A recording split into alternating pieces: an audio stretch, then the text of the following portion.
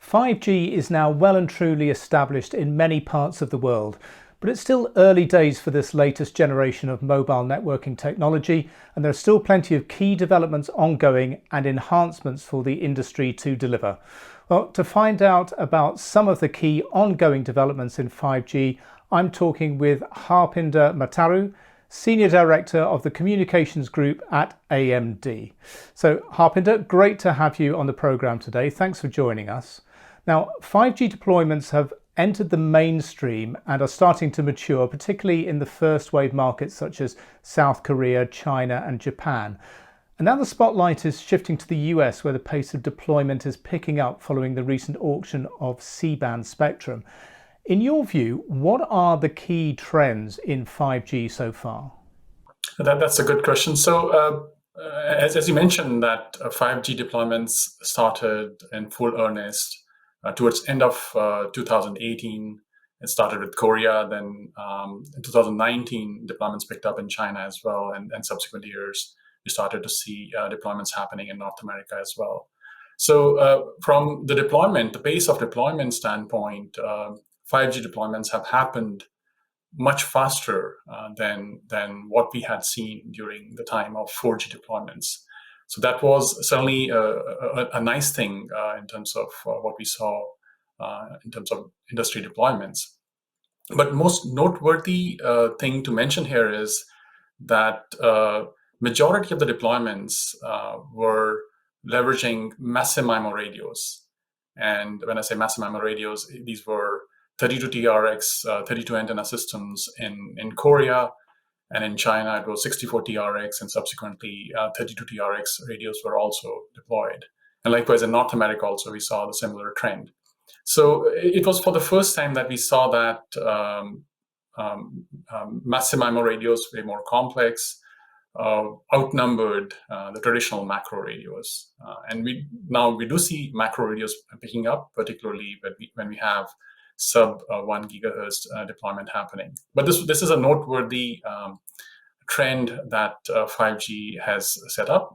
Beamforming is not a new technology, but 5G for the first time is enabling in a wide scale.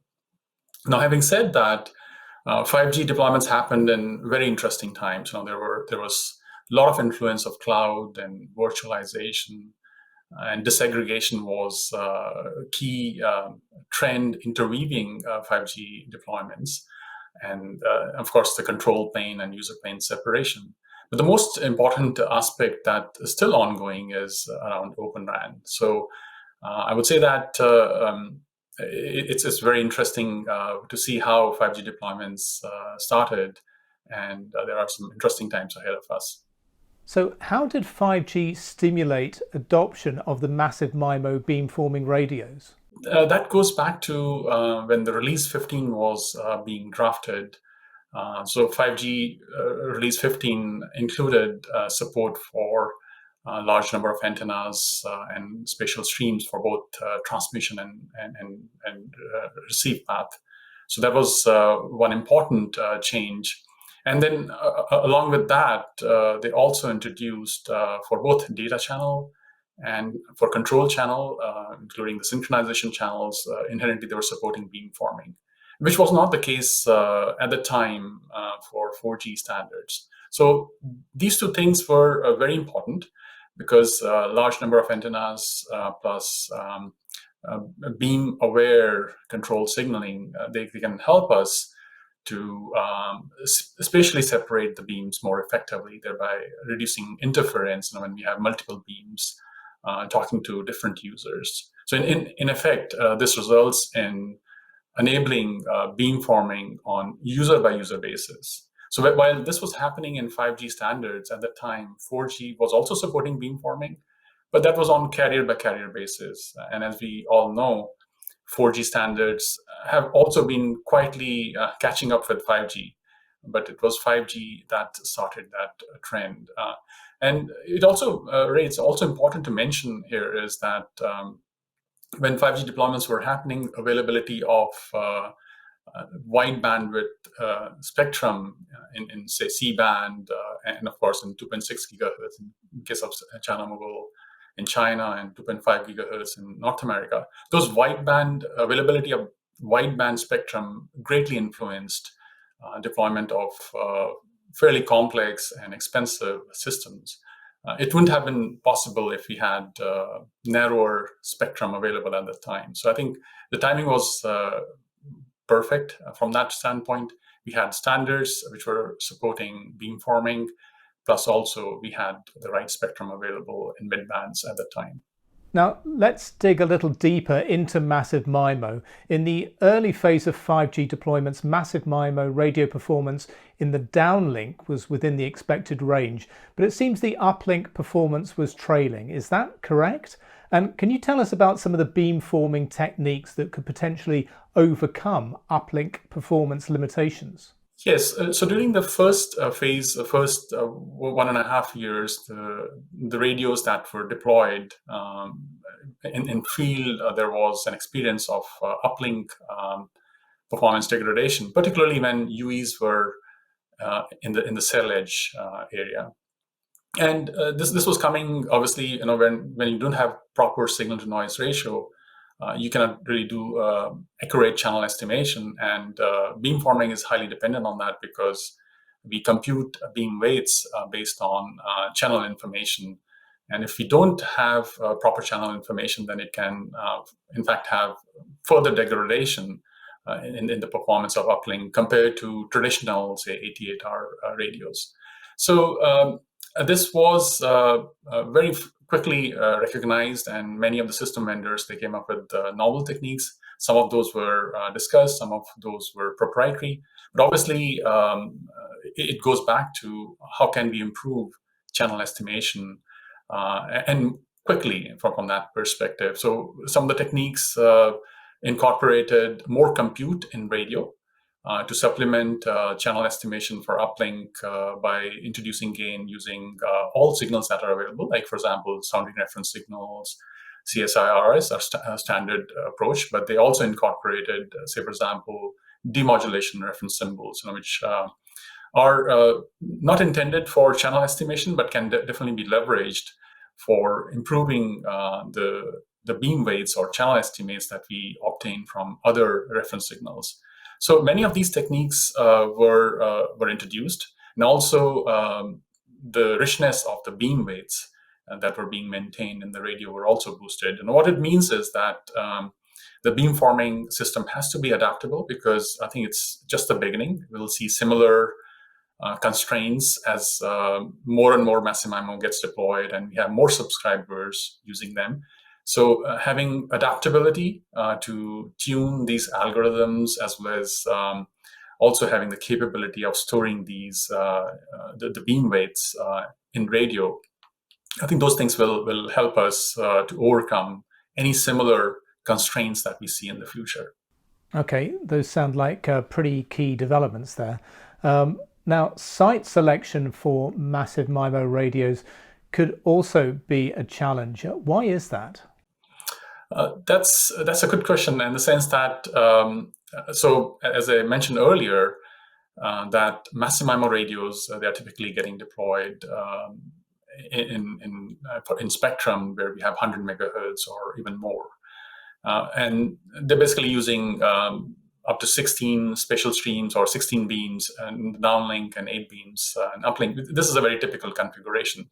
For a system that is delivering 10 to 12 gigabits per second in downlink and 2 to 3 gigabits per second on the uplink, it's a fairly complex electronics. And say, for example, if these radios are the emitted power is 200 watts to, say, 320 watts, and assuming 40% power efficiency, we have to supply close to a kilowatt to these radios.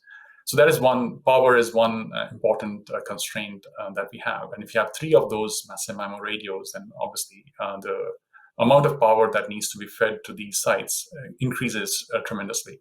And the second aspect is that given that they are high throughput between radio and the baseband or distributed unit. We need to have a lot of fiber connectivity on these sites. So many of the sites didn't have this level of connectivity where they could support 100 gig going to a site, or even more in cases where we had more massive MIMO radios installed in those sites. So from that perspective, I think operators, to begin with, looked at sites where there was a good fiber reach as well as power availability, and they picked up those sites. And going forward, we'll see that the 32TRX form factor, for that matter, will become quite interesting because it's got a little lower both power and connectivity footprint. And that will come into more and more use, given that site selection gets a little bit easier for those radios. Now, today, the primary use case for beamforming radios continues to be enhanced mobile broadband. How can these radios be enhanced further to scale for new use cases? That's correct. So currently, most of the deployments are trying to do what 4G did much better, right? So capacity is the most important criteria. Enhanced mobile broadband is the major use case from that perspective. But as we start to see other use cases like ultra reliable low latency communication tied with, say, V2X, or on the other extreme, having massive machine type communication, then these radios need to adapt, because currently most of these radios have been optimized around air interface performance, signal to noise ratio to really deliver as much capacity as possible. But say, for example, in future, if we have ultra reliable low latency communications or use cases emerging, then these radios have to be optimized around, say, latency. And in case of massive machine type communications, we would need to optimize these radios around simplicity, cost, and power. So what we see is that these use cases will coexist, right? So from that perspective, say if you have 200 megahertz radio system, then some of the carriers, like 25 megahertz carriers or 20 megahertz carriers, or even smaller carriers, those carriers may be optimized for the use case that they're serving. So the same beamforming system will have to accommodate different optimization vectors for different use cases simultaneously. And certainly that'll increase complexity, but I think that needs to be accommodated. So whatever radios that we are deploying today, they need to have enough flexibility to accommodate future use cases, and that's very important from that perspective. Now, the complexity of massive MIMO radios is orders of magnitude more than the traditional MIMO radios. Also, the radio design needs to be tightly coupled with the baseband function to deliver desired performance. Does this pose a challenge to Open RAN-based deployments?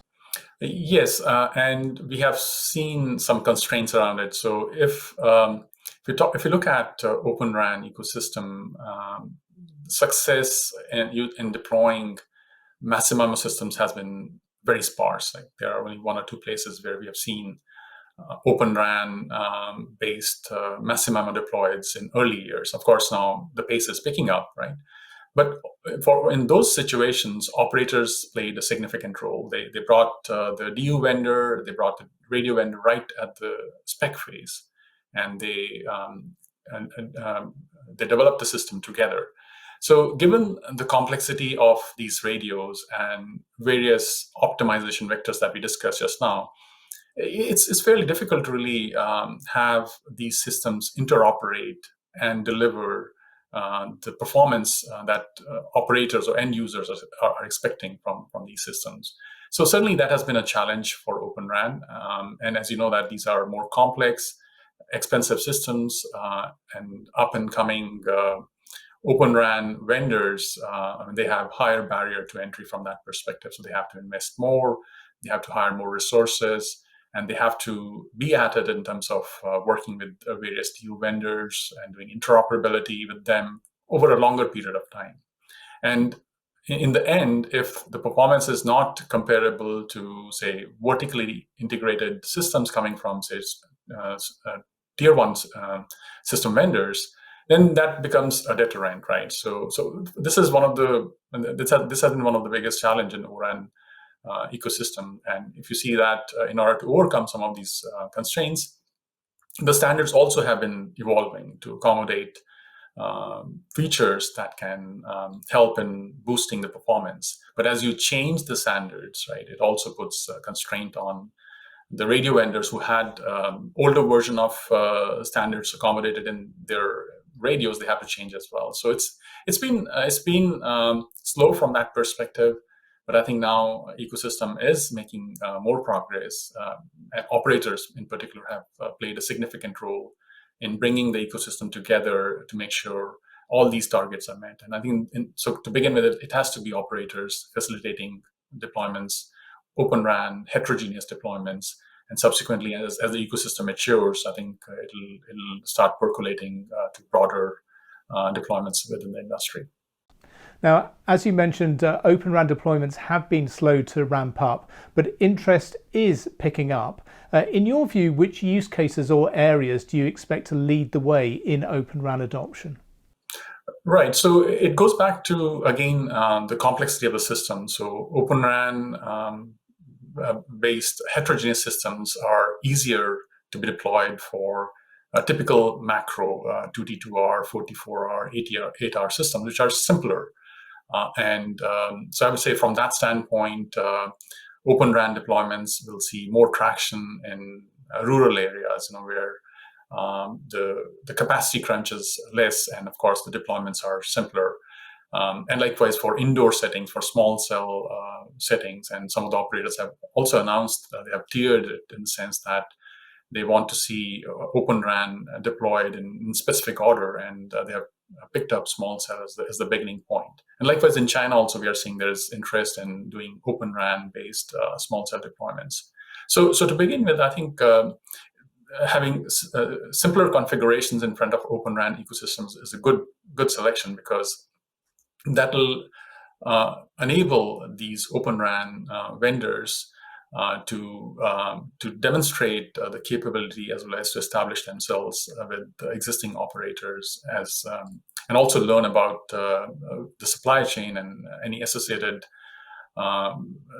support activities that they need to provide to these operators. And gradually from there, once they stabilizes, and then they can grow into supplying more complex massive MIMO radio configurations. So I think that is how I think this Open RAN ecosystem will effectively start entrenching within the industry as a key supplier to operators.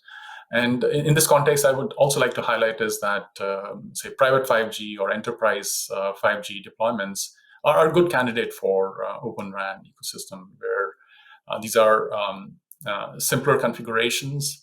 And obviously, these are heterogeneous as well as these are virtualized configurations. So it's easier to get Open RAN systems deployed there.